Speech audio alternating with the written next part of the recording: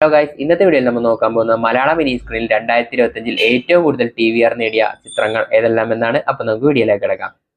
5ാം സ്ഥാനത്തുള്ള ചിത്രം ഒരു തെലുങ്ക് ചിത്രമാണ്. ദുൽഖറിന്റെ ലക്കി ഭാസ്കർ ആണ്. ലക്കി ഭാസ്കർ 6.34 TVR നേടിയത്. 4ാം സ്ഥാനത്തുള്ള ചിത്രവും ഒരു തെലുങ്ക് ചിത്രം തന്നെയാണ്. അല്ലു അർജുന്റെ പുഷ്പ 2 ആണ്. പുഷ്പ 2 7.05 TVR നേടിയത്. 3ാം സ്ഥാനത്തുള്ള ചിത്രം ഒരു ലാലേട്ടൻ ചിത്രമാണ്. എമ്പുരാനാണ് 3ാം സ്ഥാനത്തുള്ളത്.